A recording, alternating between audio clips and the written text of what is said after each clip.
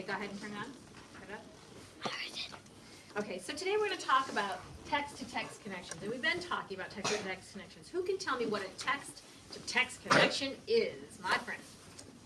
Text-to-text is like text-to-world. We're doing text-to-text right now. There are other connections, text-to-world, text-to-self we have talked about. But we're just specifically going to talk about text-to-text. Text-to-text is like text to someone else. Okay, careful. It's like in books, like Magic Treehouse. You can tell what's going to happen in one book because you've read a book that's like that one. High five in the air. Now sometimes when we do a text-to-text connection, we do a connection to another book by the same author. And that's why it's kind of fun to read by the same author because it's fun to connect. I like to do series, and there's lots of text-to-text connections in series of books. So you read the first one and the second, third one, and fourth one, you keep going. You don't usually read them out of order because one book leads into another book. And so you connect what you know about the first book to the second book and third book and fourth book, and that's why series are kind of fun. But there are also many, many connections that we connect to ourselves when we're reading books of other books that we have read that are not series. So if we think about some of the text-to-text connections in even our book, Invisible Stanley, what could we say? Now we read Flat Stanley, the first one, but what text-to-text connections would we see or think about in the book that we've read so far about Invisible Stanley? Because he's invisible. Okay, so what's the text-to-text connection between this book and something else that you've read? That there's other Flat Stanleys by the same author. Okay, and so the connection is?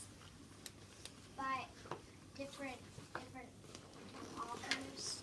Okay, so it's written by the same author, but what's the text-to-text connection? Tell me something that's the same about this book as another book that we read that was by the same author, Jeff Brown. It's the same people.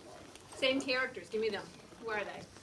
Stanley, his mom, his dad, and his little brother. Nice. Very good. Text-to-text connection. We know about all his family already because we've already read Flat Stanley. So when we read Invisible Stanley, we can take what we know about Flat Stanley and apply it to Invisible Stanley as far as the characters go.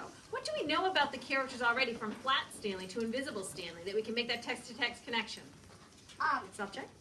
It's not the same cover. Okay, wait a second. Listen to my question. What do we know about the characters that we can make this text-to-text connection? What do we know about the characters that make the text-to-text connection? In just a regular Flat Stanley, we know that Flat Stanley is flat. Okay. And we know the parents and his little brother Arthur from the other book, it might be that he wants to be invisible just like Stanley. Okay, we could infer, we could probably predict that because in the first book, Arthur wanted to be flat like Stanley, that he might also want to be invisible like Stanley in this book. Nice connection.